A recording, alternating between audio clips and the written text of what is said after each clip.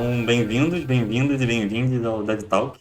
Hoje aqui comigo Pedro Lambon e Lucas Pereira para falar um pouco sobre a responsabilidade social dos editais de jogos. A gente quer tentar aprofundar um pouco mais em quais são as responsabilidades que você como desenvolvedor e o governo como governo tem nessa relação de edital e contemplado pelo edital. Então, uma pequena, breve ou rápida ou grande apresentação de cada um dos convidados. Pedro, começa aí, por favor. Opa, boa noite a todos. Para quem tá ouvindo, boa noite. Se não, bom dia, boa tarde. Para quem tá ouvindo depois. Meu nome é Pedro Zambon. Para quem não me conhece, eu tenho pesquisado a indústria de games há algum tempo, trabalhado aí com alguns projetos, como consultor também nessa área. Nesse momento, eu tô como coordenador da incubadora de games da SP Cine, né? Primeiro programa de incubação próprio, especificamente para o setor de games aqui do Brasil. E também tenho trabalhado com alguns projetos, incluindo eles a Game Jam Plus, né? Então, nesse momento, eu estou apoiando a Game Jam Plus lá como diretor de estratégia, ajudando a pensar aí a metodologia desse programa aí internacional de fomento ao empreendedorismo de games, né? Que é a Game Jam Plus. E tenho, enfim, me envolvido em várias coisas aí, sempre nesse propósito de pensar o desenvolvimento da nossa indústria, seja Brasil, seja internacionalmente. E comigo sempre, mas sempre importante lembrar, Lucas, se apresenta aí. Importante lembrar, é muito bom. Bom, eu sou o Lucas Pereira, sou game designer na Fanati e é só.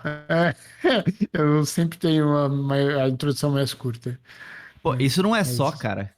Eu também acho que não, mas ele insiste. Game designer é um forjador de mundos.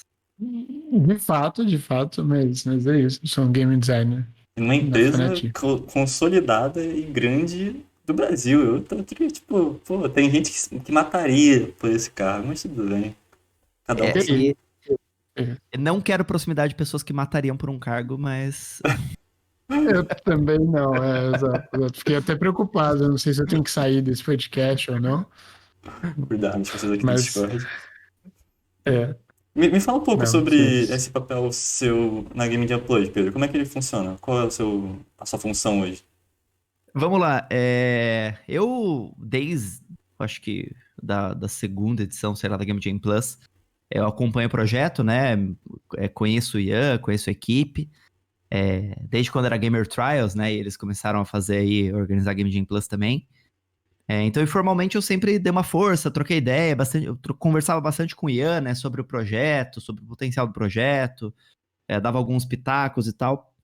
E aí, esse ano, ele falou, cara, eu quero trazer você pro time, né?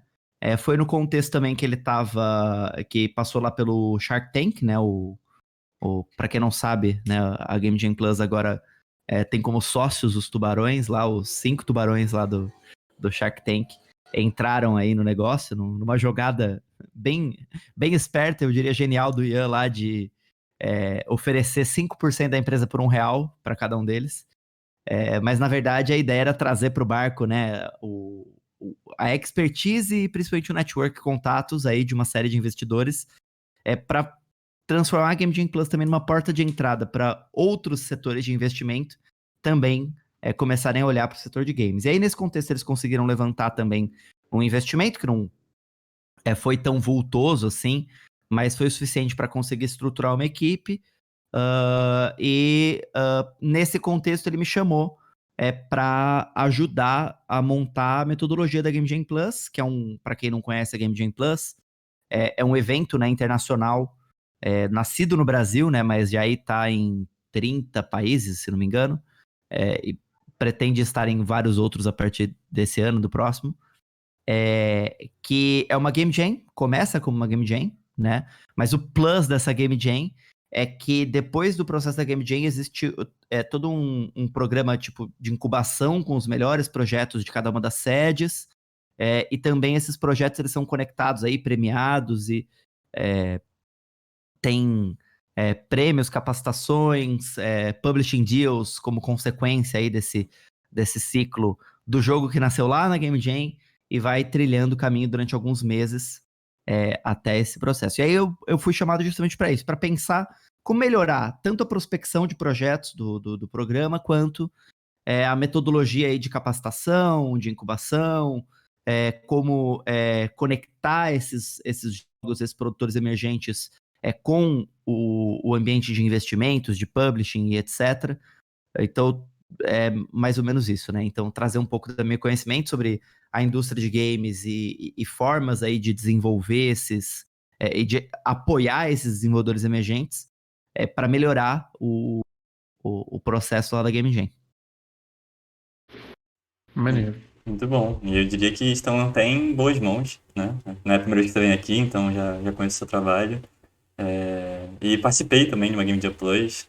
Não participei das próximas fases, infelizmente, mas foi uma ótima experiência. Acho que, inclusive, eu lembro entre amigos que foi uma das melhores experiências que eu tive como Game Jam, porque eu consegui me divertir durante a Game Jam, não só focar em produto e fazer algo super interessante. Mas isso é outro papo. Você fica. E só uma rápida digressão, só fazendo um comentário aí, tem duas coisas iniciais aí que eu tô colocando nesse loop aí de pensar a metodologia da Game Jam Plus. Primeiro não perdemos pessoas como você, né? No sentido que você não passou para as fases seguintes, mas a ideia é que a Game Jam Plus deixe de ser só um funil, né? Em que os valores sejam passados só para aqueles que vão para as fases seguintes, a gente pensar numa comunidade em que, mesmo que você não passe para as fases seguintes, tem outros pontos de entrada, outras ações aí que vão além do escopo desses finalistas. Então, eu acho que é legal você ter falado isso. E a outra que você falou que você se divertiu na Game Jam, né? Eu acho que a Game Jam ela tem que ser um espaço de aprendizado, de troca, e também um espaço seguro para você se sentir à vontade, né? Então, eu acho que tem muita gente que entra nessas Game Jams ou eventos com uma mentalidade muito produtivista, assim, até beirando lá o crunch, né? Eu acho que não precisa. Com um bom escopo, com uma boa organização, com uma boa equipe e com mentoria, infraestrutura, etc., você não precisa sair de uma Game Jam completamente destruído e... pelo contrário, eu acho que tem que ser uma experiência que você saia de um evento desse revitalizado e reenergizado para continuar aí seu trabalho como desenvolvedor de jogos. Exatamente, eu sou total desse time, inclusive. Mas vamos tentar voltar então para Vamos edital, voltar pro tema, senão vamos a voltar gente, pro a gente tema. sabe que a gente vai falando sobre tudo. Eu vou começar com uma pergunta instigadora, né, que é por que os editais precisam existir? Eu acho que muita gente é contra, é a favor e tem, enfim, Brasil, né? Sempre tem dois lados muito fortes que polarizam. E eu queria que você explicasse um pouco, uma perspectiva tanto como pesquisador, como, enfim, desenvolvedor, por que você acha que os editais precisam existir, qual a importância deles para a sociedade e para o desenvolvimento de jogos? Especificamente Assim, para se jogos, você. certo? No sentido de games, né? E pensando, depois eu vou desenvolver melhor o meu raciocínio aqui, mas começando com resumindo um pouco o raciocínio. Se você é a favor que exista indústria de games em qualquer lugar do mundo que não seja os Estados Unidos, que é onde nasceu a indústria, você é a favor de editais. Então, não existe lugar do mundo em que se estabeleceu uma indústria sustentável de desenvolvimento de jogos digitais sem a presença indutora do Estado, seja eventualmente com uma política de investimento direto, que são casos dos editais, seja investimento indireto com isenções fiscais, tax rebates, e aí a gente pode depois discutir, pensar, falar sobre esses modelos, né, alternativos ao edital, que é uma cultura de política pública consolidada aqui no Brasil, mas não é a única possível. Mas em muitos lugares do mundo que viram a indústria de games como um setor estratégico como desenvolvimento econômico, social, cultural do país, investiram nesse setor, estão colhendo frutos desse setor. Então, no aspecto mais amplo, né, ser a favor é existir uma política pública para a indução do desenvolvimento do setor de games, nomeadamente editais ou outros dispositivos, é ser a favor que exista essa indústria. Porque não existir esses dispositivos faz com que seja muito difícil a consolidação e sustentabilidade de uma indústria. Isso não significa que não possa existir uma ou duas ou três empresas que vão ser muito bem sucedidas em um país. Então, sei lá, vamos pensar Romênia. Romênia, antes de existir qualquer política pública, até por um contexto histórico e etc., né, do país, né, ela tinha muitos profissionais técnicos e aí publishers iam lá e faziam grandes escritórios com mão de obra muito mais barata do que da Europa Ocidental para produzir jogos lá na Romênia. Então, você, você tem várias pessoas trabalhando com jogos, empregada com jogos, tá? Mas aquilo não é uma indústria. Por quê? Porque eles não estão naquele contexto de, tipo, uma Ubisoft ir lá e criar um escritório com 500 pessoas contratadas. Aquilo não está gerando propriedade intelectual para o país, não está gerando dividendos, não está gerando um ecossistema autossustentável que novos produtores surgem a ser independente. Então, é lógico que você pode ter empresas bem-sucedidas em países que não têm políticas públicas, mas é impossível você ter uma indústria bem-sucedida em países que não têm políticas públicas para games. Muito bom. Mas, e eu acho que isso até justifica bastante coisa. Por mais que eu gostaria que, a fim de explicação para quem tá ouvindo, você até puxasse alguns exemplos, sabe? CD Projekt só existe porque recebeu investimento não sei o quê. Você tem algum em mente assim, rapidamente? Cara, muitos, assim. Desculpa, você ia falar alguma coisa, Lucas?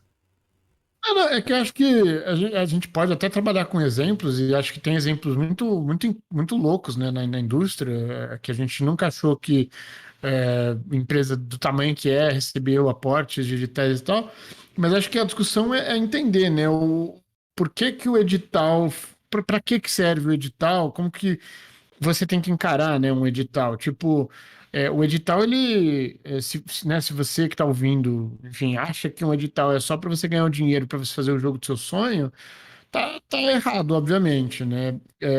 A ideia do edital é conseguir. Não tá completamente errado. Tem Tudo algo bem, de não, certo nesse raciocínio, mas desculpa. sim, sim, sim. Mas assim, a ideia é tentar fazer com que com essa pequena injeção de dinheiro, né, você consiga terminar um jogo que seja rentável e pronto, né? Tipo, dar o primeiro giro da roda para você conseguir fechar um produto, conseguir lançar esse produto e conseguir se sustentar com esse produto e gerar novos produtos, enfim. Pelo menos é assim que eu acho que os editais numa grande maioria, são voltados para, né? Não sei se eu tô errado. Na verdade, eu quero fazer um contraditório aqui da tua fala, porque você até falou de que os editais têm que gerar algo rentável e tal. É, eu vou depois dar um passo para trás, mas só comentar isso que você Aham, falou. aham. Na verdade, não. E isso é um erro constante, né? Das pessoas acharem que só porque teve investimento público, aquilo tem que dar o mesmo retorno, pelo menos, do que o investimento público Ok, que foi dado. ok. E aí eu vou explicar por quê, porque é bem polêmico isso, que eu falo assim, pera, então o governo com os meus impostos deu 100 mil reais para alguém fazer um jogo que não lucrou mais do que 100 mil reais? Tá errado, foi desperdício de Tem dinheiro todo o público. aprendizado, né? Exato, tem todo o Então, aprendizado. eu vou depois explicar, obviamente, por que esse raciocínio, se você pensa no individual, esse raciocínio tem uma lógica muito incontestável, mas se você pensar num aspecto mais amplo, você tem que entender por que isso acontece, mas eu só queria, assim, na verdade, fazer essa provocação, né, esse comentário, né, em Uhum. relação à tua fala. Mas sim, cara, os editais, eles têm um papel intrínseco muito maior do que simplesmente você dar dinheiro para alguém fazer o jogo dos sonhos. Isso. E também depende muito, obviamente, da visão ampla e de longo prazo do formulador de política pública, né? Que a gente pode até puxar uma cordinha aí, até para uma crítica do que é uma boa política pública, uma má política pública, do que é um bom edital, do que é um mau edital. A gente pode entrar nisso depois, né?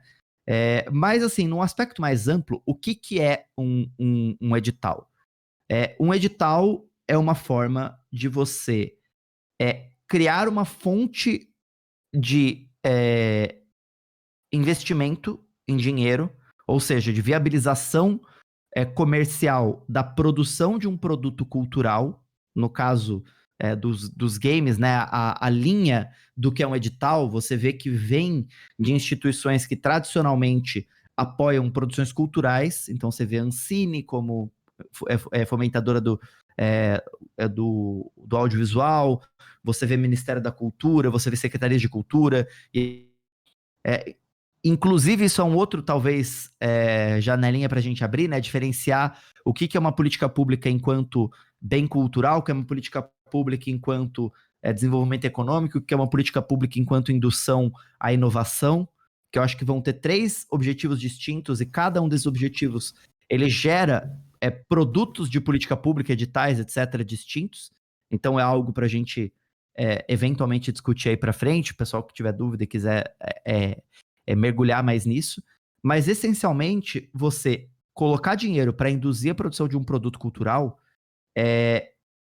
que não poderia ser produzido sem a existência daquele dinheiro, principalmente parte do princípio em que existe uma massa de produtores que não teve a oportunidade de fazer um produto de ciclo completo que exige um investimento em dinheiro, e sem aquele produto de ciclo completo, ela não vai conseguir capturar investimento privado, né? Por quê? Porque, bem, eu não vou conseguir captar investimento privado de um investidor, seja VC, seja anjo, ou mesmo um investidor, né, como uma publisher, coisa do tipo, se eu não tenho track record, né? Se eu não tenho portfólio e tudo mais. Lógico que você pode ter trabalhado em outras empresas com alguns produtos e tal, não sei o quê, mas se a tua empresa lá, se o teu estúdio não mostrou que o que ela é capaz de executar, e a gente vive numa indústria em que ter boas ideias não é suficiente para nada, porque o grande diferencial é você saber executar aquele produto, né? Que eu sempre gosto do exemplo do Mario, né? Que é assim, se você fala da ideia do jogo Super Mario, que é um encanador italiano, barrigudo, bigodudo, que vive nos reinos dos cogumelos para resgatar uma princesa lutando com tartarugas e comendo cogumelos. E você fala assim, cara, sei lá, esse jogo aí, hein? Porra, é uma execução genial desse conceito, né? Então, até porque o que faz o jogo ser um jogo é todo o processo de interação também daquele produto, e não só o conceitual simbólico dele, né? Mas desculpa a digressão. Voltando para os editais. Nesse aspecto, quando você está falando aí de permitir com que determinados desenvolvedores tenham oportunidade, criadores, né, tenham oportunidade de fazer seus produtos culturais sem depender da lógica do mercado, que necessariamente vai exigir de você alguma garantia de retorno de investimento, você, na verdade, está inserindo um ciclo de desenvolvimento para uma série de pessoas que estão à margem de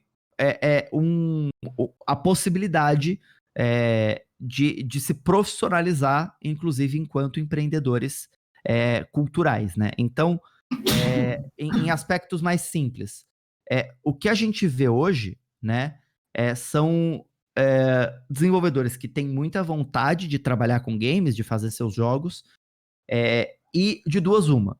Ou eu mesmo tenho dinheiro para investir no meu próprio jogo, e ter dinheiro não necessariamente é eu ter dinheiro no banco e colocar esse dinheiro na minha empresa, mas você ter um emprego fixo que pague suas contas e faça você trabalhar no fim de semana, é você investir dinheiro. Então você não está pagando as horas de trabalho que você está trabalhando no fim de semana para fazer seu jogo, né? Nem todo mundo tem esse privilégio, então isso já é um ponto.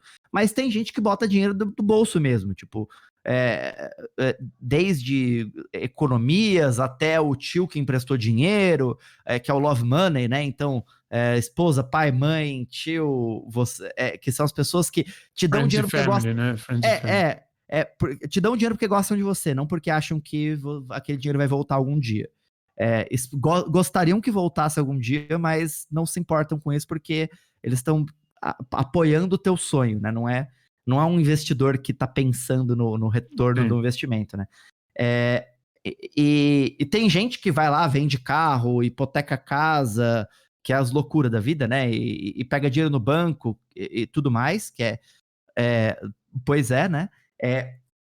Só que E aí, entrando de novo na questão dos editais, esse dinheiro é um dinheiro de péssima qualidade.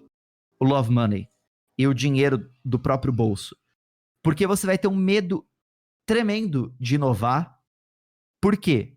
Porque é a bala de prata. Você não tem outro investimento. Você não pode errar. Então, eu acho que o principal da gente pensar quando a gente está falando de edital é que é um dinheiro que te permite errar. E errar para criar é fundamental. Ninguém nessa indústria acertou no seu primeiro jogo. Assim, raríssimas exceções. Tanto que eu acho que foi uma coisa, eu falei no último podcast isso, né? Se não me engano. O seu primeiro jogo vai ser ruim, então faça ele logo, né? Porque é Falou. isso, assim. Inclusive, devia ter sido um corte. Mas. Pois é, vamos. Sempre dá tempo. Sempre dá tempo. Mas eu acho que é isso, cara. O teu primeiro jogo dificilmente vai ser um sucesso técnico ou comercial. E nesse sentido, sendo um sucesso técnico ou comercial, né, o teu primeiro jogo, você vai precisar de uma aposta para conseguir executar aquele primeiro produto, aquela primeira ideia, e fazer aquilo ser um ciclo de desenvolvimento de talentos, inclusive, né? Então, voltando lá para a linha de raciocínio. Quando o edital existe, ele está lá para permitir que esses criadores de jogos tenham uma fonte de financiamento que esteja fora da lógica de mercado de retorno de investimento imediato, e que aquilo seja pensado como uma forma mais ampla do que simplesmente aquele produto vai retornar X mais 1, pelo menos, do que aquilo de dinheiro que eu tô colocando, né? E aí, essa lógica, ela é essencial para que a indústria se desenvolva. Por quê? Porque, como eu disse, você precisa da possibilidade de errar para aprender e melhorar. E aí, entra no aspecto de que muitas pessoas que olham para os editais, e até os desenvolvedores que recebem os editais, não entendem, muitas vezes, o objetivo do que é a política pública, né? E o objetivo da política pública, ele transcende os benefícios diretamente daquele produto investido no edital.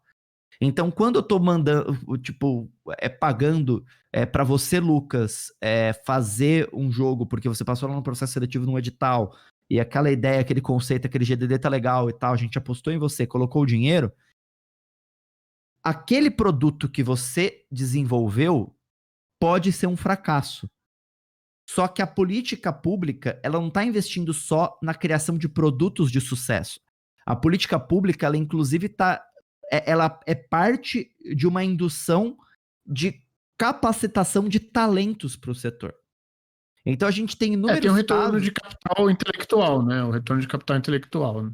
Exatamente. Tem muitos casos que... vou dar um caso. Você conhece o jogo Luna, do Saulo, da Behold Studio? Não, eu não conheço. É um jogo que eles fizeram em 2006, antes de existir Behold e CNPJ, 2006, se não me engano, com um edital do Ministério da Cultura. Ninguém conhece esse jogo porque eu acho que ele nem foi lançado. Mas não dá pra dizer que imediatamente depois, né, daquele jogo, acho que 2007, 2000, não sei quando, não lembro de datas, mas assim, eles fizeram Knights of Pen and Paper. Será que aquele edital daquele jogo lá não foi parte do processo para aquela equipe, para aquele desenvolvedor estar competente para lançar aquele outro jogo que foi o sucesso dele? E a gente vê isso em jogos da galera também da Ancine. Então, assim, putz, mas aquele jogo que foi investido por aquela empresa X da Ancine, foi lançado, mal vendeu, tal, não sei o quê. Aí você vê o jogo depois daquele que a empresa lançou, deu certo, né? É lógico que pro formulador de políticas públicas, que tá criando um fundo, e ele tá tentando pensar numa sustentabilidade daquele fundo, inclusive recompondo aquele fundo com retorno de investimento, com revenue share lá, dos jogos que fizeram sucesso daquilo que você colocou dinheiro, isso pode parecer, entre aspas, um fracasso, do tipo, poxa, dei aí 250 mil pra fazer um jogo, esse jogo nem deu break-even aí do investimento que colocou tal. Que péssimo. Só que se a gente tá pensando no desenvolvimento da indústria, vai além daquele produto, daquele jogo, daquele edital. Vai em como aquilo gerou um ciclo para aquelas pessoas que passaram por aquele investimento. Outro exemplo, o único caso de jogo de Lei Rouanet da nossa indústria, da Sword Tales, o Thorin. O Thorin, comercialmente falando, ele não foi um sucesso. Ele foi um jogo que fez um barulho e tal, mas ele não foi um jogo que deu certo. Assim, pensando enquanto produto comercial. Só que você vê o Martinello depois, o Vitor depois, o Vitor ele tá como diretor lá, gestor de alto nível da Aquiles, que é um dos maiores estúdios brasileiros. Ele tem um papel fundamental naquela que é uma das nossas joias, assim, no sentido de empresas brasileiras. E a competência que ele tem dentro lá da Aquiles passa fundamentalmente pela experiência que ele teve na Sword Tales, que passou pela Lei Rouanet. Então, essas coisas que a gente tem que entender também sobre o edital, que ele transcende os benefícios imediatos e diretos daquele dinheiro, daquele produto, daquele jogo que foi investido. Eu entendo Legal. muito o que você está falando, e eu até concordo na maior parte das coisas que você falou, mas eu acho que existem certos pontos que incomodam, obviamente, sabe? Tipo, eu não sou do time que é contra edital, pelo contrário, eu acho que eles são importantes sim, e acho que até existe uma diferenciação que é bom a gente comentar do papel cultural e do papel comercial, né? Que existem editais para um e para outro. Então, quando a gente fala sobre jogo do sonho, eu acho que também existe muito do fator cultural aí que a gente quer propor para, enfim, para a nossa sociedade. Mas quando a gente fala sobre incentivo de ecossistema, né? Criação de ecossistema, e a gente fala de um edital, e eu vou pegar exemplos concretos, certo? Pra gente falar sobre coisas que de fato aconteceram. Editais como Dancine, de 250 mil, 500 mil e 1 milhão, por quê? Ou melhor, o que me incomoda, o que eu acho que incomoda, e é isso também me incomoda, é ver que tanto dinheiro foi investido na mão de pessoas que a gente não tinha certeza que sabiam ou não de fato desenvolver jogo, né? Ou pelo menos não parece que, sabe? E esse retorno, ele, novamente, né? Assim como a gente falou no último podcast também, ele não parece que aconteceu, sabe? Esse retorno social. Porque eu entendo que, você aprende no edital e você vai para uma Aquiles depois, ou faz um outro jogo com a sua empresa e dá certo depois. Mas esse retorno social, ele não pode ser, ou melhor, ao meu ver, quando você ganha 500 mil, esse retorno social não pode ser só para você, sabe? Ele tem que ser para a sociedade. E para mim é muito maneiro a Ancine colocar a cláusula falando que 80% do jogo tem que retornar para que possa investir em novos jogos, mas cadê a cláusula que diz que você tem que ir em palestras, sabe? Você tem que ir em podcasts, você tem que participar efetivamente do Big Festival, falando sobre a experiência que você teve, sendo ela boa ou ruim, para que outras pessoas que não receberam esse dinheiro que você recebeu possam aprender com o seu erro ou com o seu acerto, sabe? Eu acho que essa parte é um pouco incômoda.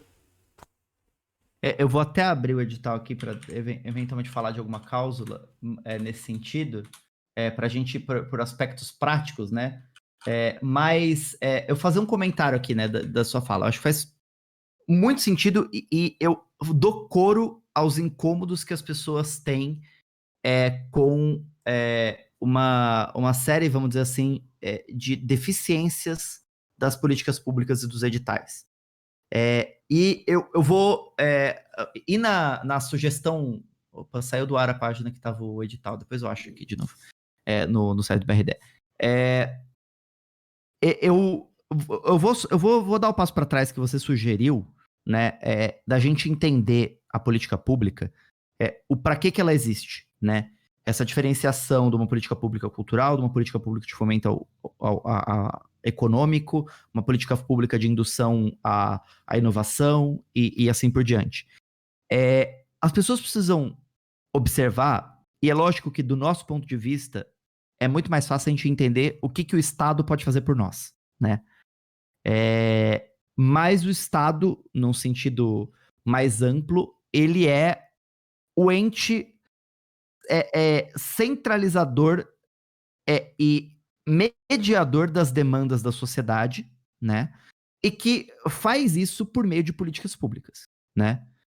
Então, dadas aí as instâncias da gestão pública, legislativo criando a normativa, judiciário resolvendo os impasses, executivo criando as ações e viabilizando e executando as ações, você tem o Estado aí gerando para a sociedade, né, aquilo que ela demanda e etc. Então, é lógico que do nosso papel de desenvolvedor, a gente vai pensar o que o Estado pode fazer por nós. Mas é importante a gente observar o contrário. O que nós estamos dando ao Estado, né? E quando a gente fala nós estamos dando ao Estado, eu não estou falando de pagando imposto. Eu estou falando de quando uma política pública existe, ela espera alguma coisa, né? Então ela tem um objetivo, né? Então vamos para as políticas culturais. Uma política cultural, num nível mais fundamental, ela tem um objetivo que é estimular a produção cultural de determinado território. E por que existe um estímulo à produção cultural de determinado território? Existem várias escolas filosóficas do motivo pelo qual deve existir uma política cultural. Tem umas que vão só para um aspecto econômico, tem outras que vão para um aspecto mais simbólico. Do tipo, um povo que quer ser independente, autônomo e culturalmente independente e emancipado, precisa falar de si para si. Então, o Brasil só pode ser um país com autonomia emancipada enquanto nação se a nossa produção cultural não for só importada, enlatada de outras culturas. Então, nós temos que falar sobre nós para nós.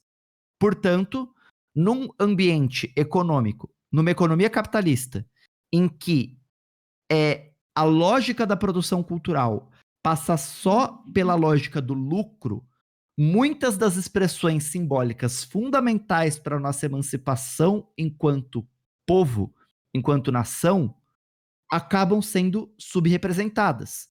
Portanto, vendo a importância de nós, enquanto nação, falarmos sobre nós para nós, o Estado, tendo o poder de investimento enquanto recolhedor de impostos de toda a sociedade, ele vai tirar lá uma pequena fatia desse poder de investimento do Estado para possibilitar que nós, enquanto povo, sejamos produtores simbólicos de nós mesmos. Então, isso é uma filosofia sobre política cultural que não passa por isso ser lucrativo, por isso dar retorno de investimento, passa por existir aquele produto cultural feito por nós, para nós. Isso é uma perspectiva.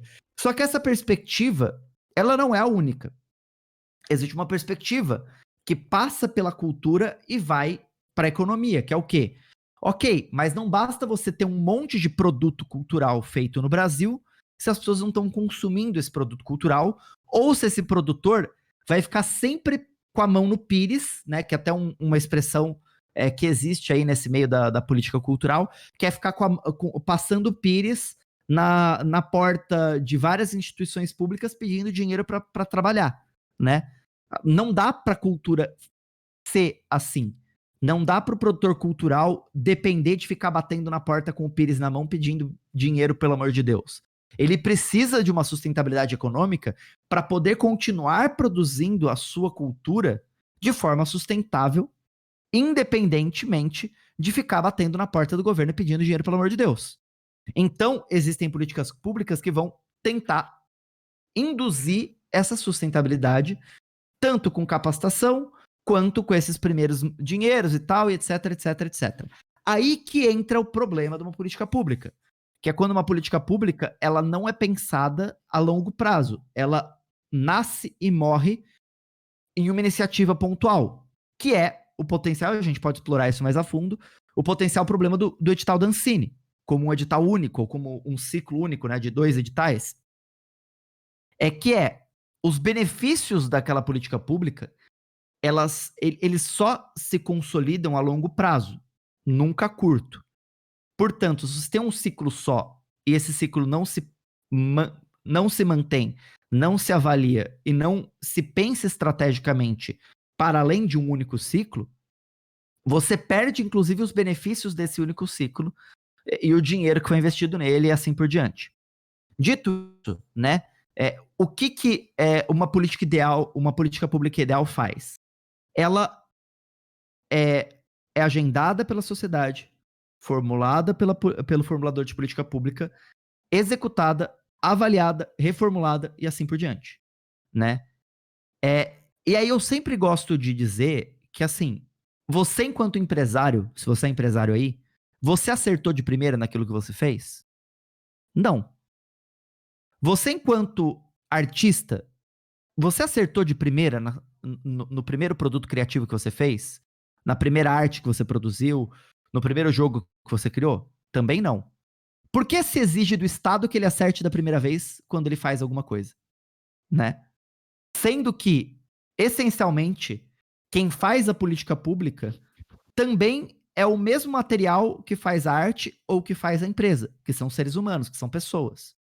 Então, as pessoas que estão lá na instituição pública fazendo os editais, elas, tanto quanto nós, empresários ou artistas ou criadores de jogos ou desenvolvedores de tecnologia, etc., eles conseguem trabalhar com as informações que eles têm no momento e vão tentar acertar o máximo, mas nunca vão acertar perfeitamente.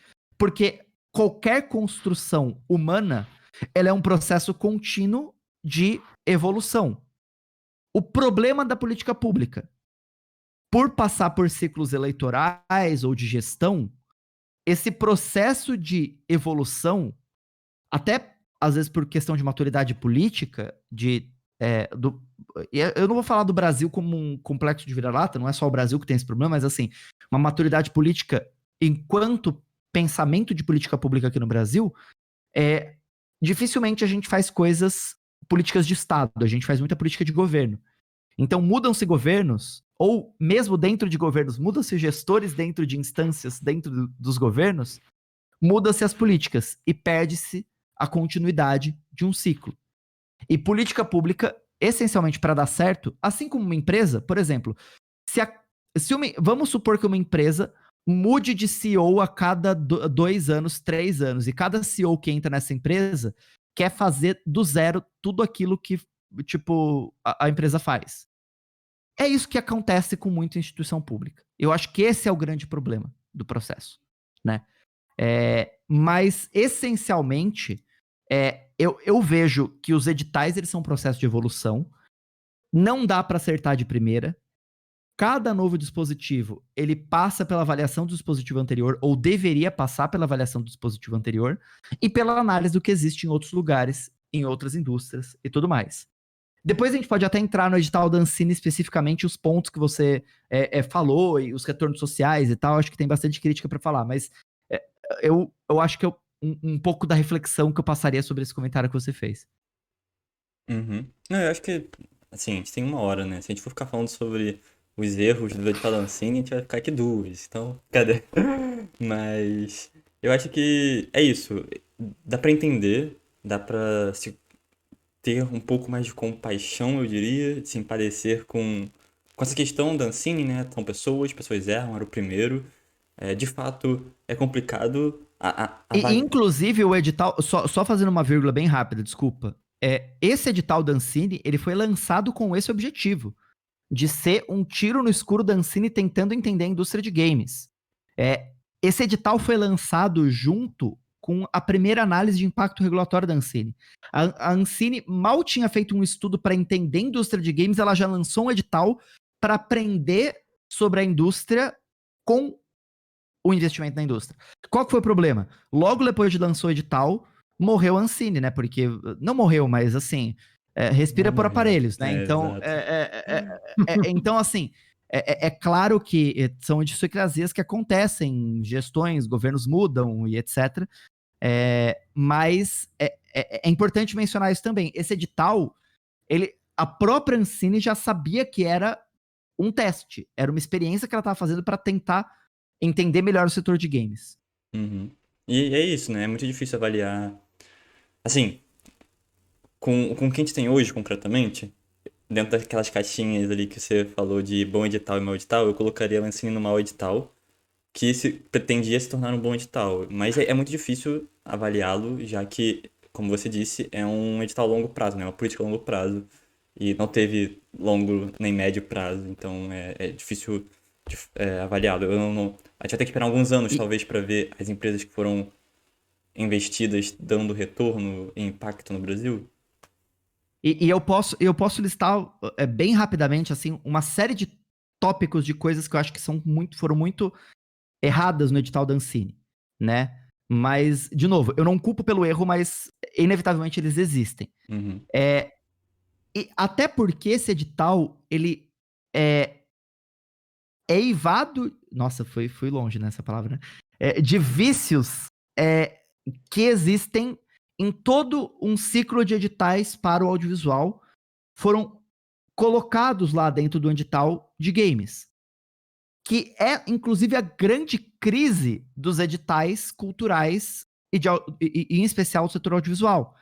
Que é como você estabelece um edital que induza a uma sustentabilidade, uma autossustentabilidade daquele produtor e não a uma codependência ao investimento público.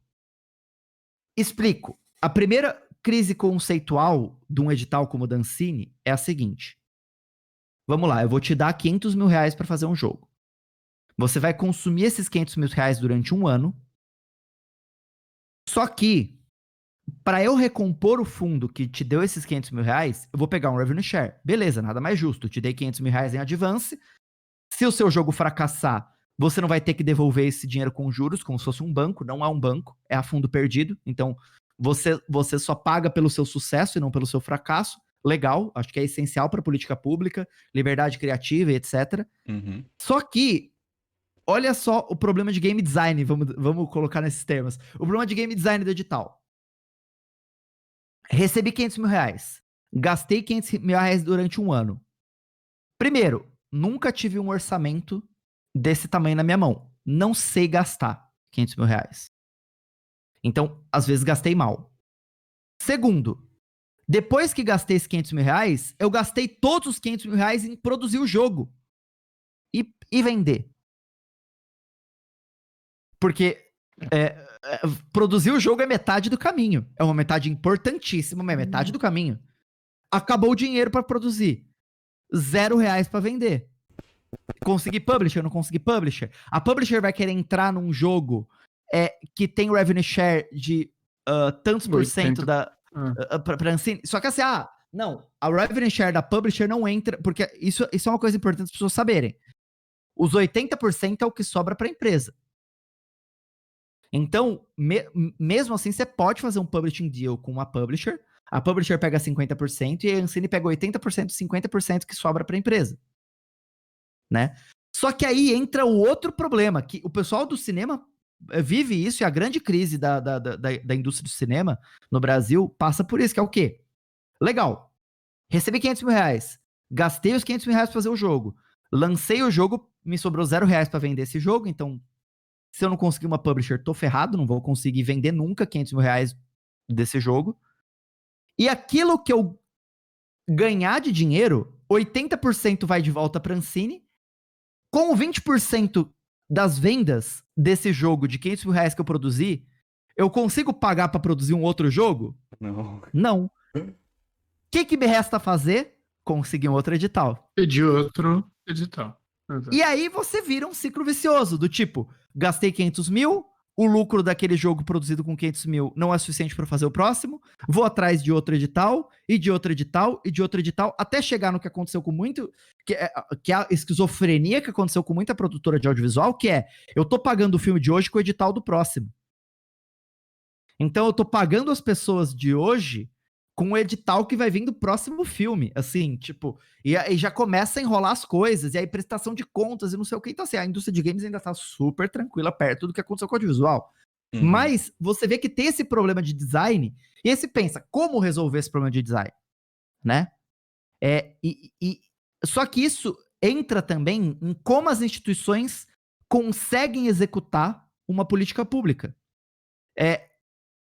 O jeito mais fácil de você executar a política pública é você falar para a sociedade, faça isso, tá aqui o dinheiro, execute para mim. Né? Que inclusive é uma forma do Estado se isentar um pouco de algumas ações dentro desse processo. Se der errado, é culpa da empresa que não soube fazer. Tipo, eu dei dinheiro pra ela, fiz meu papel de Estado, eu dei o dinheiro pra empresa, ela que não soube fazer o jogo bom que vendesse. Né? Então é meio lava as mãos nesse sentido. E lógico que isso já é uma evolução de um edital extremamente neoliberal, que é a Lei Rouanet. Eu gosto de colocar desse jeito, porque as pessoas que atacam a Lei Rouanet, em geral, os liberais que atacam a Lei Rouanet não percebem que a Lei Rouanet é extremamente liberal no seu conceito, que é o quê? O Estado vai, inclusive, se isentar do seu papel de decidir o que é um produto cultural que vai ser ou não investido. São os empresários que vão decidir. Porque a Lei Rouanet nada mais é do que o Ministério da Cultura, vamos dizer assim, né? A comissão lá da Lei Rouanet, ela diz o que está ou não dentro dos critérios da lei para receber recursos de isenção fiscal. Mas quem dá os recursos não é o Estado. São os empresários que dão esse recurso e depois abatem esse recurso do imposto de renda. Né? Então, quem decide o que é apoiado ou não enquanto produto cultural é a iniciativa privada. É o mercado. E aí, o vício disso só vai aprovar, lógico, aquilo que dá visibilidade. Então, que é a grande crítica, porque o show da Cláudia Leite consegue dinheiro e a comunidade quilombola que faz um produto artístico extremamente relevante, porém não lucrativo e não amplamente visível, não vai conseguir dinheiro. Por quê? Porque a iniciativa privada prefere aprovar aquilo que vai ter visibilidade, né? E aí, o passo seguinte é falar assim, não, então pera, o Estado tem que também apoiar coisas que não passe pelo crivo só da iniciativa privada decidir o que deve ou não ser apoiado culturalmente, que é a evolução dessa visão liberal da Lei Rouanet, que é o empresariado que decide o que é cultura que deve ser financiada pelo dinheiro do Estado, que é a isenção fiscal. Só que aí, de novo, temos um outro problema. Tá, mas aí você vira esse vício, né? E outra, pior ainda, como que o Estado se capacita para saber selecionar o que é um bom produto, um bom jogo ou não? Né? Essa era a pergunta que eu queria entrar, assim, como é que a banca, né, tipo, a banca composta, sei lá, da Ancine, velho, que acho que é o edital que a gente tem com mais relevância aí até então, né? E aí, isso é intrínseco nessa questão da banca, que você vai chamar pessoas para essa banca, primeiro que você acaba tendo que chamar pessoas que estão lá em volta do ciclo e tal, não sei o quê, e essas pessoas, elas acabam trazendo junto consigo uma visão na hora de avaliar o que é bom jogo ou não, né? E aí o formulador de política pública que não entende a indústria de games, ela não vai saber capacitar esse avaliador a dizer o que é bom ou não. Ele vai esperar que o avaliador capacite o formulador para isso. Só que como que essa instituição pública vai saber o que é um bom avaliador ou não se ela não entende a indústria? E mais, existe alguém aqui no Brasil que é 100% isento ao avaliar um edital? Por exemplo, eu vou dizer, eu fui avaliador de um edital da SPCine, né? Inevitavelmente, eu conhecia diversas das pessoas que estavam lá. Eu, obviamente, tentando por critérios técnicos, etc., busquei um afastamento inevitável na hora de fazer a avaliação, né? Mas é lógico que do outro lado, fala assim, mas fulano você conhece, Beltrano você não conhece, você tá avaliando os dois. Só que é possível existir um avaliador aqui no Brasil que entende o suficientemente de games e que não tenha relação pessoal com ninguém da indústria que eventualmente possa estar num edital? E Não aí, é possível. Olha só como as coisas se tornam E não seria o caso, por complexas. exemplo, de trazer gente de fora para avaliar isso, sabe? Mas de De fora uma do indústria mais Brasil, madura? Exato. tá, aí você coloca numa banca pessoas que não falam português pra avaliar um edital. Então você vai ter que traduzir todos os GDDs pra inglês, né? Existem Tipo, brasileiros fora do Brasil. então, brasileiros fora do Brasil. Só que os brasileiros fora do Brasil também são isentos, tipo. E outra, brasileiros que estão fora do Brasil, em geral, eles estão trabalhando num outro contexto de indústria. Como que outro contexto de indústria vai avaliar Sim, o que é para exato, nossa exato. Faz indústria? sentido, faz sentido. Ou um brasileiro que trabalha na Ubisoft vai avaliar um produto de um desenvolvedor indie, que é uma outra lógica também de produção. Então, de novo, eu só tô jogando essas coisas aqui para vocês verem a complexidade e dificuldade que é fazer uma coisa ideal. Mas é lógico que existem essas muitas imperfeições, que é como avaliar, como selecionar, como, depois de selecionar, fazer com que esses recursos sejam bem gastos, e uma vez que esses recursos sejam bem gastos, como fazer isso se tornar sustentável. É por isso, e aí, né, aliás, eu nem sei até que horas que vai esse papo, mas eu tô Vamos indo falando que eu te aqui. aviso. Vai lá. Vamos indo. Mas é por isso que eu acho que a gente tem, eu tenho pensado em soluções, né? Então, assim, enquanto pesquisador e até agora como agente executor de política pública, né? Porque eu tô como coordenador de uma incubadora na SPCine, eu fico pensando, ok, qual que é o próximo passo, né? E isso para mim é muito pessoal porque tem muito a ver com a minha trajetória. Eu, na minha pesquisa de mestrado, fiz isso. Eu estudei o que existe política pública no Brasil, né? Então, lá em 2014, 2015, quando eu publiquei meu mestrado, eu cheguei à seguinte conclusão. A conclusão do meu mestrado é: não existe uma política pública com P maiúsculo no Brasil para games. Existem ações esparsas e não coordenadas entre agentes públicos que estão fazendo experiências sobre games, mas não existe um projeto amplo, intersetorial, interministerial e etc., para desenvolver o setor de games no Brasil. Então, são algumas agências, algumas instituições que estão criando algumas ações experimentais, né? E essas ações, inevitavelmente, elas não estão sendo suficientes, estão sendo deficitárias em conseguir resolver o nosso problema mais amplo, que é criar uma indústria de games sustentável no Brasil, né? E é lógico que essa indústria está se desenvolvendo, ela está sendo criada, mas, enfim, tem uma série de deficiências, como, por exemplo, dados do último censo. 80% dos nossos desenvolvedores, né, faturam menos que 360 mil no ano. Então, a gente vive uma indústria que é extremamente concentrada em relação ao faturamento, né? Em relação aos grandes lançamentos, etc. Então, como que a gente faz esses 80% que são desenvolvedores? Isso assim, 80%, só que desses 80%, 60% não fatura o teto do MEI. Uns 50 mil. Exato. Então, assim, tipo, como você faz essa grande massa de desenvolvedores também entrar no ciclo produtivo e etc, etc, etc.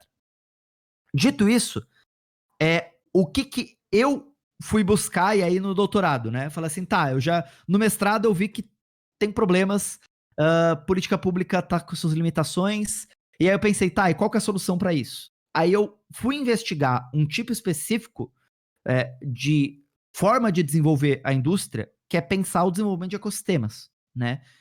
Por meio de uma ação específica que são a formação de hubs criativos, nomeadamente aceleradoras, incubadoras, espaço de cowork, etc. Né? Que passa pela perspectiva central que desenvolver a indústria, ela passa indissociavelmente por alguns aspectos. O primeiro que o edital tenta cumprir é dinheiro. Só que parar no dinheiro, você gera as debilidades do edital da Ancine. Você precisa de duas outras coisas essenciais para você gerar uma indústria: dinheiro, capacitação, conhecimento e contatos, network. Capacitação, ela passa pela capacitação técnica de fazer um bom jogo, fazer uma boa arte, programar bem, etc. Esse não é tanto problema aqui no Brasil. Lógico que a gente ainda precisa saber fazer melhor jogo, mas não é essencialmente o problema aqui no Brasil. mas passa principalmente por capacitação gerencial administrativa. Temos bons artistas, bons programadores, mas poucos bons gestores da indústria de games. Precisamos de mais bons produtores, precisamos de mais bons business developers, e isso é essencial para existir uma indústria sustentável. Então a gente precisa capacitar para esse lado e também a parte de contatos. Em especial numa indústria como a brasileira, que está na periferia do mundo, tanto no sentido simbólico, pós-colonial, etc, etc, quanto no sentido da indústria mesmo, a gente está longe da GDC, a gente está longe da Gamescom, geograficamente falando, né? Inclusive tem um Brasil Games aí, com política da PEX, com a Abra Games e tudo mais, para fazer a gente chegar mais perto desses centros da indústria, né? Para estarmos mais perto dele. Mas essa questão do network pro brasileiro, é muito desigual para um britânico, ou para um americano, ou para um canadense, o contato com uma publisher, com um investidor. Então a gente precisa também fazer com que essa indústria fortaleça a sua rede de contatos internacionais, nacionais, etc., para conseguir, né, se desenvolver. Então, você parar na política pública só dando dinheiro, você esquece que você tem que capacitar, que você tem que ajudar a construir essa rede, esse network. E aí, o que eu tô observando é justamente esses modelos de fomentar esses programas setoriais, locais ou articulados com redes mais amplas, que são esses hubs, essas incubadoras e etc., que parte do princípio que dar só o dinheiro é o começo do processo. Mas, muitas vezes, aquela empresa, ela não sabe como melhor gastar aquele dinheiro ou o que fazer depois do dinheiro acabar, né? Então, esses espaços, essas incubadoras ou aceleradoras e etc., elas vêm para, ok, você recebeu esse seed money, então no caso da SPCine lá, são 50 mil reais, para fazer um vertical slice, só que essa incubadora vai ajudar você a fazer o melhor vertical slice possível. Essa incubadora vai ajudar você a apresentar esse vertical slice para as publishers e saber como apresentar esse vertical slice para as publishers. E essa incubadora vai ajudar você a ter o contato das pessoas estratégicas para aquele produto dar certo. Então não é só 50 mil reais e tipo, te vira, né? É 50 mil reais e vamos ajudar você a entender como melhor gastar esses 50 mil reais, como... E mais do que isso, como criar um ambiente de troca de conhecimento em que você que recebeu 50 mil reais vai passar aquilo que você aprendeu para os outros que receberam, para os outros que vão receber no futuro e assim por diante. Que é aquilo que você falou, Miguel, de devolver para a sociedade, né? Então, inevitavelmente, num ambiente como esse, os atuais contemplados são futuros mentores, né? E aquilo que você aprendeu no teu ciclo vai passar para os próximos ciclos. Uhum. É super então, importante, inclusive. Eu acho que esse é um modelo de política pública que ainda está em construção. Dando uma trivia, eu participei hoje de manhã de uma iniciativa que chama Baltic Sea Games, que reuniu gestores de incubadoras de todo mundo para discutir modelo. E assim, no Brasil a gente não sabe, mas na Holanda não se sabe o ideal, na Suécia não se sabe o ideal, na Finlândia não se sabe o ideal, na Alemanha não se sabe o ideal, e tá todo mundo tentando descobrir como, né?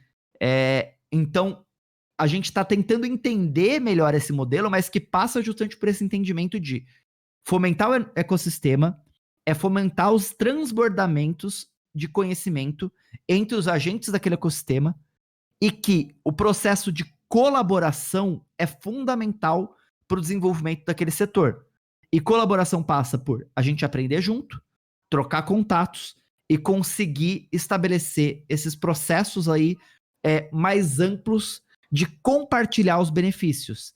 Que aí também a grande crítica aos editais. Os editais, eles são bastante dinheiro concentrado em poucos players, né? Então, no total lá de todos os ciclos de editais, que foram 22 milhões, divididos aí, acho que em 40 contemplados, alguma coisa assim. Então, assim, tô falando dos números de cabeça, gente. Posso estar falando errado, desculpa. Os haters vão falar de qualquer jeito. Whatever. Mas eu só Você, não são 22 milhões, são, não sei, são 25, você perdeu 3 milhões no meio, São não 22 não milhões são 40 contemplados. 375 mil. Foram Relaxa, 30. relaxa. Ah, gente, eu tô falando de cabeça, desculpa. Mas é importante falar. Mas os benefícios são concentrados, né? São concentrados em poucos players que acabam recebendo até a responsabilidade de receber os recursos concentrados que muita gente está demandando, né? E aí, um último comentário, né, sobre essa questão de política pública é que eu acho que também é errado você só pensar no investimento em uma etapa única como produção. Eu acho que isso tem que ser separado em subetapas, né? Que, nomeadamente, a prototipação, conceituação, ou até vertical slice, etc., que seria um tipo de edital só para isso. Um tipo de edital que é para finalização, ou seja, eu já tenho um jogo que está em desenvolvimento e eu preciso desse dinheiro para finalizar o desenvolvimento dele ou para melhorar o produto, para dar um salto do produto, né? E um edital de comercialização, que é ter recursos para além de fazer o jogo bom, né? Que é vender esse jogo, né? E tudo isso passa por saber fazer melhor também. Pode falar. Porque isso poderia ser um edital único, né, que tem essas etapas bem definidas, né? Não precisa ser 13, bom, não sei também qual que é Aí o impacto, qual que é a dispositivo, diferença, né?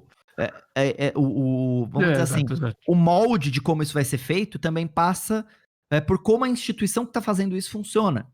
Então, dependendo da instituição, é melhor pagar em uma parcela, dependendo da instituição, paga mais de uma parcela. E assim, o ideal é que você faça vários funis e várias seleções e tudo mais, mas a gente volta naquilo. O custo de se avaliar também é alto, né? Então, o que a instituição pública acaba fazendo? É mais fácil pagar muito para poucos players porque eu tenho que selecionar só uma vez.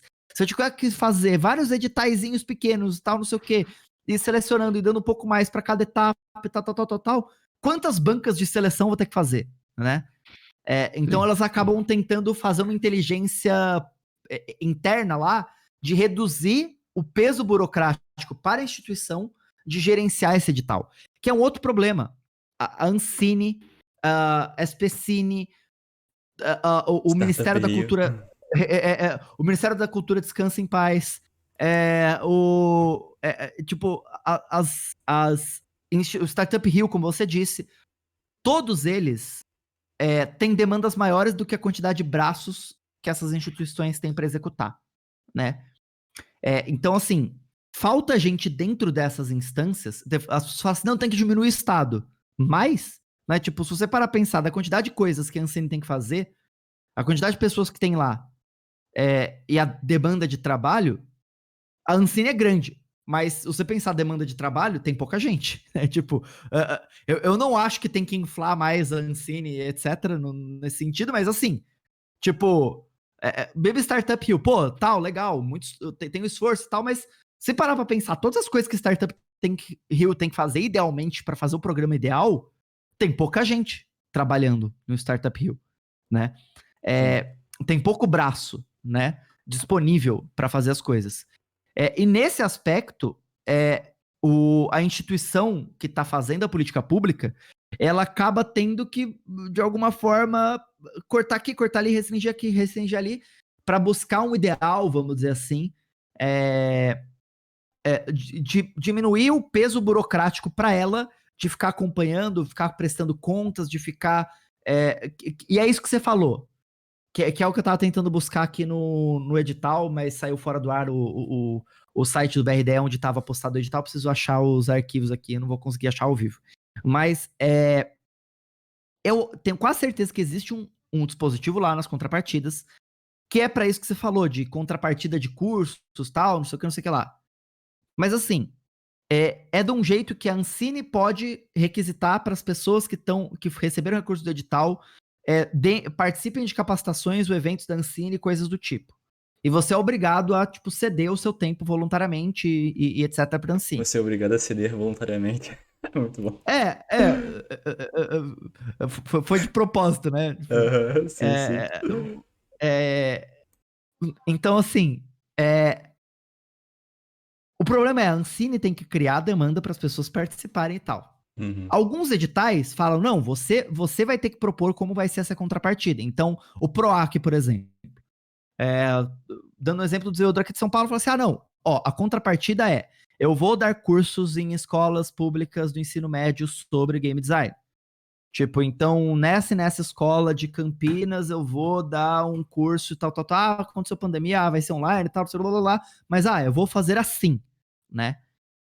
Alguns editais deixam aberto, outros deixam, você tem que já dizer na sua proposta do edital como você vai dar essa contrapartida. Só que eu acho que isso é uma forma até preguiçosa de pensar contrapartida. Por quê? Porque aquilo vai meio que morrer naquela ação pontual, naquela escola que você vai dar aquele curso. É uma contrapartida, é importante, vai gerar tal, legal. Só que eu acho que tem uma forma de a gente pensar essa contrapartida de um aspecto mais amplo. Então, um exemplo simples. Se todos os contemplados no edital da Ancine, por exemplo, forem mentores dos futuros contemplados, né? Então, se todas as empresas tiverem que ceder, por exemplo, tantas horas de mentoria, de feedback, etc., para futuros contemplados, isso já é uma contrapartida social. Você já está fazendo com o conhecimento que aqueles primeiros contemplados transborde para futuros contemplados, por exemplo, né? Cursos e etc, etc. Só que isso tudo passa por uma série de pesos burocráticos, por assim dizer, que a instituição vai ter que lidar também para fiscalizar se essas As coisas estão contrapartidas estão sendo sendo feitas, feitas, sim, com certeza. como que elas estão sendo feitas, e assim por diante. Então, mas eu acho que é legal esse papo para as pessoas também entenderem a complexidade que é fazer uma política pública que funciona, né? Sim, sim. E eu acho que muito do objetivo desse episódio era pra isso, né? Era pra trazer você aqui e exemplificar um pouco mais sobre as dificuldades, porque poder público, né? A gente entende muito pouco de como o poder público funciona, é mais fácil apontar o dedo e reclamar, mas ao mesmo tempo, assim, essas burocracias, infelizmente, existem, são problemáticas, a gente pode lutar contra elas, mas a gente também tem que se adequar a elas por enquanto. Eu vou fazer uma última pergunta. Quero deixar claro aqui pra galera também, gente, comenta, compartilha, se inscreve, beleza? Se você gostou, tá aqui com a gente até agora, ouvindo o Pedro, vou mudar o nome do talk pra aula sobre edital. Mas deixa seu comentário, se tiver alguma pergunta, manda aí, que ele vai responder. E vamos lá. A minha última pergunta, assim, pra tentar fechar um pouco esse panorama de me inscrevi no edital, para que serve o edital, e quais são as oportunidades que o edital tem, porque eu acho que você respondeu todas as outras. O que que eu, como desenvolvedor, que quero participar de um edital, quero fazer o meu jogo, e já pensando em produzir o meu jogo, depois de ter ouvido esse podcast, em como eu vou vender o meu jogo depois, o que eu posso fazer para mitigar os riscos de participar de um edital e no final dele não conseguir andar com minhas próprias pernas, né? Porque eu acho que é muito isso que às vezes a gente esquece de pensar, né? Participei de edital e fiz o jogo, show, mas e agora? É o que você comentou de muitas empresas, enfim, em vários outros editais. O que você acha com a experiência que você já acumulou até agora? E Lucas, se tiver também alguma coisa que você queira falar, que a gente pode fazer, que a gente pode passar aí de dica, sabe? Pô, cara, não faça isso, ou fique atento a tais coisas. Eu acho que a primeira coisa é escopo, escopo, escopo, né? Então, que é ah, vamos lá, você nunca recebeu dinheiro, nunca teve orçamento pra fazer um jogo. Aí você recebe orçamento, você olha lá, 100 mil reais na tua conta, 200 mil reais na tua conta, 500 mil reais na conta, e fala assim, meu Deus, é dinheiro infinito, né? Porque, tipo, eu sempre fiz de graça meus jogos, né? Nesse esquema do tipo, trabalho primeiro pra receber depois e tal. E aí você vê um dinheiro cair na tua conta, você acha que você tem muito dinheiro, né? E aí você fala, sim, vou fazer o jogo do meu sonho. E aí acaba sendo inevitável a tentação de tentar fazer além do que você é capaz de executar, né? Então, use muito sabiamente esse recurso para fazer um bom e bem escopado, né, e bem delimitado produto. Porque se você realmente ficar embevecido por o dinheiro no caixa para poder contratar, para poder fazer, etc, etc, é normal você fazer o produto ficar maior e mais complexo até do que aqueles recursos que você recebeu. E aí vai faltar dinheiro mesmo você tendo recebido dinheiro, né? E aí você não vai conseguir lançar, e aí aquilo vai começar a pressionar a equipe, pressionar você, e não vai dar bom, né? Então, escopo. Saiba definir muito bem um bom produto do tamanho adequado para aquele recurso, para aquele tempo que você tem. E mire sempre para baixo e não para cima. Então, assim, faça algo menor do que você gostaria, porque aquilo menor que você gostaria já vai ser maior do que você vai conseguir fazer, né? E você vai acabar sendo iludido pelo fato de você ter dinheiro a fundo perdido pra fazer aquilo, de que você é capaz de, tipo, colocar o teu jogo dos sonhos em prática. E não vai ser capaz, infelizmente. Vai ser uma experiência, vai ser um processo e tudo mais. Então, o primeiro ponto é isso. O segundo ponto é: não gaste toda a sua energia em fazer o produto. No sentido que aproveite o respiro que esses recursos do edital vão trazer para tua empresa para estruturar a tua empresa para depois do edital. Basicamente é o seguinte: meu ano está garantido. Eu não preciso ganhar mais dinheiro do que esse dinheiro do edital. Isso não significa que eu não possa ganhar mais dinheiro do que esse dinheiro do edital. Então, já que meu ano está garantido, o que eu vou fazer? Eu vou aproveitar para organizar a casa, para treinar o time, para capacitar o time. Por quê? Porque se der errado esse jogo, que esse ano tá pago, então assim, é um momento em que eu posso me arriscar a pegar algumas horas do meu programador e capacitar ele. A pegar um tempo, pegar um júnior que tem talento e colocar num cargo de maior responsabilidade para testar essa pessoa numa responsabilidade maior. E eventualmente essa pessoa vai dar um salto. Por quê? Porque o risco é muito menor. Porque já está garantido o caixa do meu ano. Então, use isso para dar o salto na tua equipe, na tua empresa. Para fazer aquilo que seria mais arriscado num contexto sem estar com aquele recurso garantido. E aí, você vai conseguir se estruturar melhor. E nesse estruturar melhor, parte do princípio de não esqueça do business development. Não gaste toda a sua energia fazendo o melhor jogo possível e esqueça que já do momento que você começa a desenvolver o jogo, você já tem que começar a pensar em publisher, em rodada de negócio, em pitch, etc. Nem que não seja para esse jogo do edital, mas use esse jogo do edital muito sabiamente para vender o seu próximo jogo. Então, saiba qual vai ser teu próximo jogo depois do edital. E sabendo qual vai ser seu próximo jogo depois do edital, como que você já vai fazer esse jogo do edital acumulando aprendizados essenciais para o sucesso do teu próximo jogo.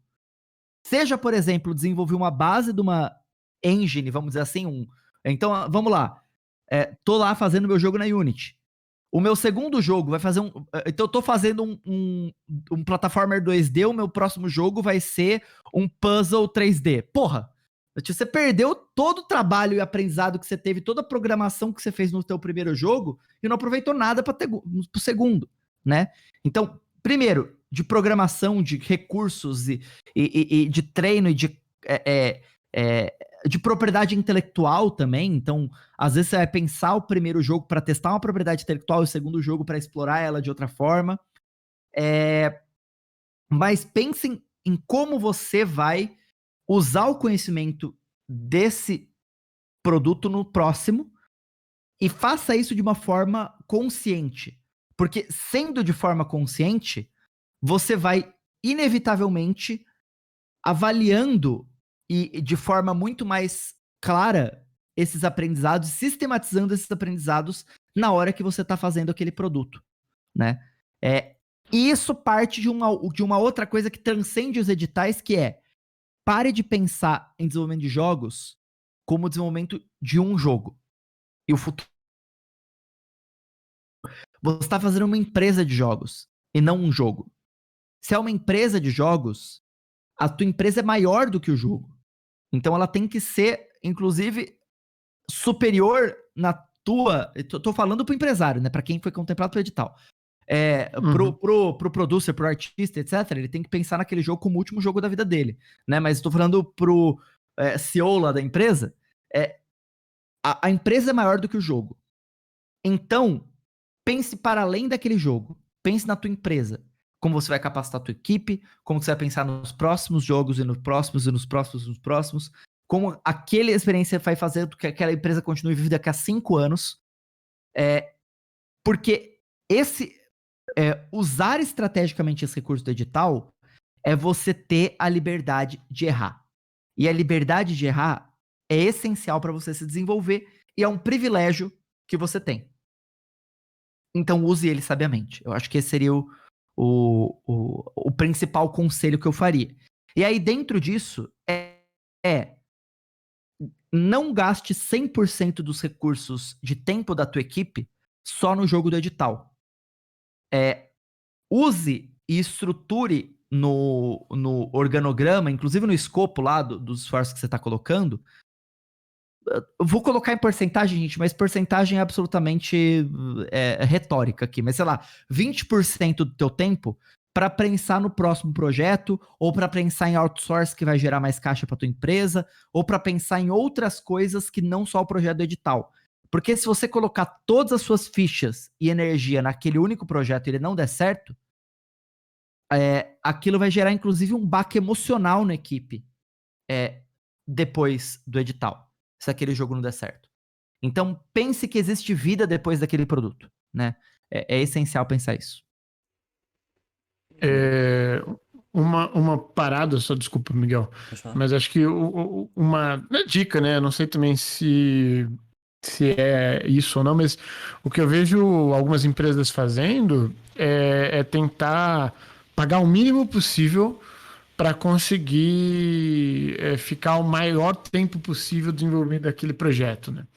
E eu sinto que isso não faz bem, né? Eu sinto que, tipo, você não tem, você perdeu a vantagem competitiva de mercado, né? Tipo, se qualquer pessoa, qualquer empresa vir e você tem um talento na sua empresa, né? Ou nesse grupo aí que está começando a empresa, oferecer um trabalho que remunera melhor, você perdeu esse cara e aí, assim, num projeto, num edital, ficar mudando de pessoas o tempo todo é um tiro no pé, né? Então, acho que eu vejo muita gente fazendo isso, né? Vamos pagar pouco aqui para todo mundo receber e poder ter mais gente trabalhando do que, às vezes, remunerar bem e a pessoa estar confortável, né? Agora, pensando no time, né? O time também tem que entender que, tipo, beleza, isso aqui, eu preciso focar só nisso, né? E não, tipo, beleza, eu ganho um dinheiro aqui, pequeno, e eu tenho que correr atrás de outras coisas no meu tempo livre, e aí eu tô cansado, eu não consigo fazer as coisas, né? Eu não tenho uma garantia. É ruim, né? Essa lógica de fazer o máximo com o mínimo é muito delicada, né? Muito problemática. Inclusive, porque assim, às vezes é necessário, mas é a última das coisas. Você, enquanto CEO, vamos dizer assim, o último dos seus recursos é sacrificar a equipe pelo produto, né? Então, Exato. às vezes, você acaba tendo que fazer isso, vou sacrificar a equipe pelo produto. Mas eu sei que eu vou sacrificar essa equipe. Às vezes, eu não vou trabalhar mais com aquela pessoa, vou perder aquele profissional, mas tudo pelo produto. Só que pense estrategicamente. Às vezes, a equipe é mais valiosa do que o produto. Então, não sacrifique a equipe pelo produto, porque às vezes ela vale mais do que o produto. Então, De novo, é o capital intelectual, né? Se você tem uma galera aprendendo e elas migram para outra empresa, eles levam seu conhecimento para outro lugar e você vai ter que aprender tudo de novo. Você vai ter que pedir um outro edital, vai ter que, né, começar do zero praticamente a coisa, né? uma equipe sinérgica, motivada e competente é melhor que qualquer produto da tua empresa. Porque aquilo é a fonte de produtos, né? Então, aquela coisa, você não pode substituir 10 dúzias de ovos por uma galinha. Por quê? Porque a galinha vai produzir potencialmente muito mais do que 10 dúzias de ovos. Só que às vezes você precisa de 10 dúzias de ovos naquele momento. Então você vai vender a galinha pelos 10 dúzias de ovos, né? Mas E vai tentar fazer uma galinha de um dos ovos, né? Eu Tipo isso. achei uma analogia incrível, assim. Perfeita. Gente, tem uma pergunta. Não sei, quer falar mais alguma coisa sobre isso? Não, perfeito. Tem mais uma pergunta, e eu acho que ela é pontual, assim, perfeita pra gente terminar esse podcast com chave de ouro. É da Melina Juraski. Ela pergunta se existe algum elemento comum entre os vencedores editais. Ela diz que tem pouco conhecimento sobre editais dentro da área de jogos, já criou alguns editais na área de HQ e ilustração, mas essa parte de jogos especificamente é nova, e aí esse elemento comum seria um fator interessante. Você, Pedro, que já pesquisou muito sobre os editais, o que você acha? Cara, é difícil, assim, porque cada edital vai ter seu critério de seleção e o critério de seleção ele vai contaminar muito esse processo, né? Então, por exemplo, tem editais que vão dar um peso maior para a questão artística e cultural, outros que vão colocar o potencial comercial dentro dele. Então, assim, entendam que varia muito de edital para edital. Mas eu acho que, essencialmente, uma coisa que eu vejo são boas ideias ambiciosas que mostram que podem ser bem executadas, né? É lógico que é uma resposta até meio evasiva, porque pode ser qualquer coisa, mas assim, se você consegue fazer uma ideia diferente, vamos lá, vou falar de outra forma. Eu, avaliador, eu vou ler 70 projetos. Se o teu projeto não tem nada que me faça lembrar dele, no meio de 70 outros, eu não vou lembrar dele, não vou avaliar ele bem, entendeu? Então ele tem que ter alguma coisa lá que me faça lembrar dele, né? Tipo, Botar um que Oi, faça... Pedro. Mas que seja aquela coisa assim, putz, tem aquele jogo de zumbis cozinheiros sem violência. Fala assim, tipo, parece esquisito, mas você não vai esquecer daquilo. Tipo, porque é uma coisa que se destaca. Mas isso é o primeiro passo. Você tem que ser lembrado. No meio de 70 outros projetos, 100 outros projetos, 200 outros projetos. Então você tem que ter alguma ideia muito original, alguma coisa interessante lá e tal. Mas Só que você necessariamente pode... inovadora? Esse que é exatamente o que eu ia falar.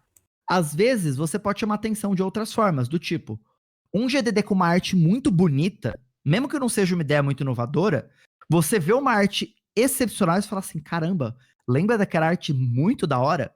Então tem que ter alguma coisa que chame atenção. Mas lógico que isso não é muito diferente de você ter o jogo lá lançado na loja e tal. Tem que ter alguma coisa que chame atenção. Aí entra a segunda coisa que é incomum. A tua capacidade de convencer a banca avaliadora que você é capaz de executar aquilo que você está prometendo. Então, isso Todos os editais dá para saber quem é a banca? Essa é uma pergunta. Cara, Não, né? não. Tem uns que é público, outros que não. Exato, tá bom. Depende muito das regras lá da instituição e tal. Uhum. Talvez por lei de acesso à informação você consiga saber de todos, assim. Mas nem todos eles deixam isso, tipo, publicado tão claramente em todos os lugares. Mas em geral, sim. Em geral, sim. Em geral, tem lá na ata de avaliação dos projetos, tem o nome das pessoas lá e tal. Isso acaba sendo uma informação pública. Mas eu acho que isso não é tão publicizado, até por um sentido de, tipo, não mate o mensageiro, né? Então, às vezes... porque você sempre vai achar que seu projeto mereceria passar no edital. Exato. E aí você vai olhar pro avaliador e falar assim, porque o avaliador não me avaliou por causa disso e tal. Então eles nem deixam isso tão evidente, até para evitar que a galera fique fazendo recursos infinitos, tipo, atacando a figura do avaliador, né? Mas dá para pensar o contrário, né? Dá para você ver quem é o avaliador e ver da onde essas pessoas vêm e tentar... o tipo, ele é o público, background né? e tal. No final, ele é o público, né? Que vai decidir se entra ou não. Então, fazer uma coisa... E vai do Não, que não foi... sei. Para quem foi avaliador, eu já fui avaliador digital, vai do que foi a instrução que esse avaliador recebeu também. Entendi. Então, assim, tipo, o avaliador vai ser instruído a gerar determinado resultado. No sentido que, fala assim, isso é o que a gente quer aprovar ou não. isso é, isso é o que dá ponto, isso que não dá ponto. Isso é o que isso é o que a gente isso é o que a gente quer aprovar, no sentido de não que às vezes as pessoas confundem, né, como jogo de cartas marcadas, não é tipo fulano é quem a gente quer aprovar, não. A gente quer esse tipo de projeto.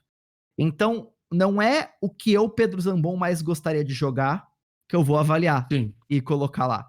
E as pessoas acham que é isso, que o avaliador do edital, tipo, putz, não, eu vou colocar lá porque eu sei que o Zambon adora jogo de estratégia em turnos, então eu vou É propor um jogo isso. de estratégia em turno porque eu sei que ele é avaliador. Maravilhoso. Tipo, não, cara, Maravilhoso. eu não. Sim, sim. Eu avalio pelos critérios do edital, não é pelo que eu gostaria de jogar. Inclusive, teve jogos que eu gostaria de jogar mais do que jogos que passaram no edital, que eu não dei nota alta, porque, tipo, não. Dentro daqueles critérios não faziam parte do escopo do que o edital ia aprovar. Mas voltando para a pergunta original, faça alguma coisa que chame atenção e mostre que você é capaz de executar bem aquilo. E seja claro, não dê muitas voltas. Às vezes tipo, você tenta, você joga muita informação e tal, mostre mais do que você fala. Muito texto num GDD pode confundir o avaliador. Então, mostra as coisas. Crie esquemas, artes, coisas do tipo e tal. Mas é muito difícil você pensar coisas em comum entre os contemplados que não seja eles terem projetos interessantes que prometem ser bem executados. É isso. Muito bom, Melina, espero que tenha respondido. E aqui. Foi meio ensaboada essa resposta, né? Mas, Não, assim, eu não acho que foi. Eu acho que, assim, é complicado. Seria mais fácil dizer que não existe, sabe? Que não existe nenhuma relação entre eles, porque são muitos editais e você não participou de todos, sabe? Não teria nem como você dizer isso. Então acho que você tentou ser o máximo. é, o mais responsivo que dava pra ser numa pergunta como essa, entendeu? Porque a resposta curta é essa, jogos promissores, ponto, né? Tipo, acabou. Uhum. De alguma forma o jogo é promissor. Agora, o que que é um jogo promissor? Não dá pra definir, né? Varia demais. E assim, se eu tivesse a senha de como passar em editais, eu Você estaria passava em vendendo e tudo. não dando. Brincadeira. Assim, tipo, Gente, brincadeira. mas, mas assim, lógico. E, e- e, assim, inclusive completo. Se alguém disser que tem a senha de como passar em editais, essa pessoa tá mentindo. Então, é isso. Tipo, É isso.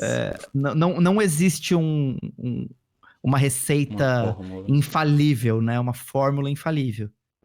Como vencer digitais e conquistar pessoas. Zambon Pedro 2021. É isso. Gente, a gente vai ficar por aqui. Infelizmente Muito bom. terminou, mas é isso. O Pedro já é de casa, tá aqui no Discord, tá no YouTube. Se vocês mandarem mensagem, ele vai responder. Então, fiquem à vontade. As redes sociais dele vai estar aqui na descrição do canal do YouTube também, ou no Discord. Enfim, fiquem à vontade para chamá-lo. E, Pedro, por favor, se despeça aí. Foi um prazer tê-lo aqui conosco mais uma vez. Maravilha, eu vou me despedir fazendo um convite para as pessoas, inclusive para seguirem a incubadora SPCine Game, né? Então, @SPCine Game aí nas redes sociais, no canal do YouTube lá da SPCine, a gente tem toda semana agora tá lançando uma série de conteúdos bem legais, assim, para todo mundo, então é público livre de acesso, né? Então, por exemplo, na segunda-feira agora, todo mundo que vai participar do Big Festival, eu recomendaria muito assistir o bate-papo que a gente teve com o pessoal do Abrindo o Jogo, que é o Jairo, o Stiga e o Yuri, pensando em como aproveitar melhor rodada de negócios, negociação com publisher, eventos desse tipo. Quinta-feira agora a gente vai ter um sobre PR, relacionamento com mídia, com o Theo Azevedo e com Jesus Fabre, que são dois PR, assim, da mais alta competência aqui no Brasil. Então, a gente está fazendo vários desses conteúdos, bate-papos com pessoas experientes.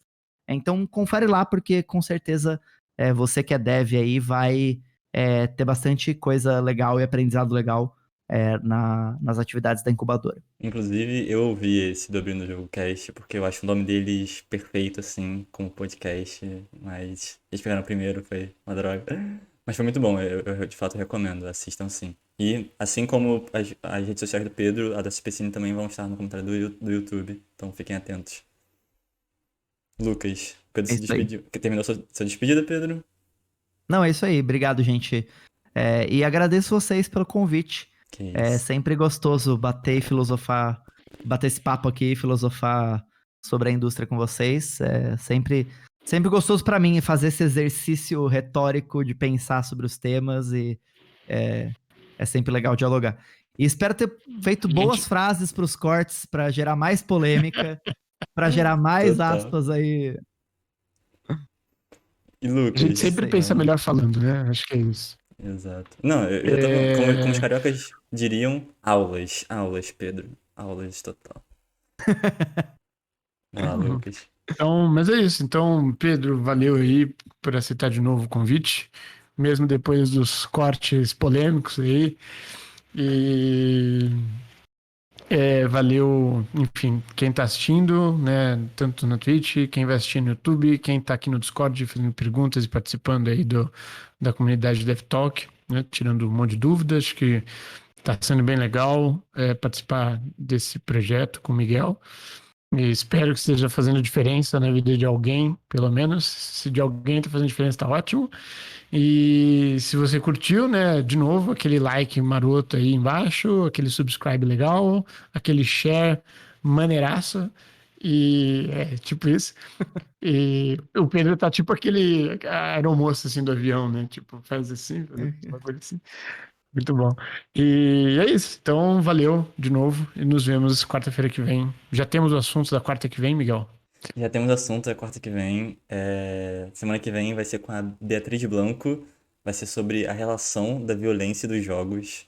Então vamos ver aí quais são as possíveis relações que violência e jogos têm. Não é pra falar que GTA aumentou a violência nas casas do Brasil, beleza? É outro tipo de relação, na verdade. É sobre como a, a violência que nós temos hoje, né, ela impacta nos jogos que a gente quer jogar, né, em como a gente tem escolhido nosso público. Então, enfim, ela que é pesquisadora, eu sou apenas um Que massa esse mediador, tema. um cara que Muito bom. convida, né? Então, vamos ver o que vai sair. Quarta-feira, semana que vem, 8 horas, fiquem atentos. Obrigado por terem ficado 1 hora e meia com Em a pleno gente. Big Festival, Em pleno Big né? Festival, putz. Não, tudo bem, a galera do Big Festival vai vir pro DevTalk, tenho certeza. Vem pro DevTalk, exato. Exato, A gente exato. fica spamando lá o link do DevTalk No nas Se não, chat. palestras gente, do se Big. não, gente, fica gravado, fica É gravado. isso, é isso. Exato. Exato. Bom, gente, muito obrigado. E Muito bom. comentem aí se vocês gostaram, se vocês são a favor de edital, se são contra edital, se agora, depois de ouvir o Pedro, vocês, cara, mudaram totalmente a visão de vocês. Eu acho que vai ser muito maneiro poder compartilhar e conversar mais com vocês que estão ouvindo a gente sobre isso. Então, até mais, muito obrigado e valeu.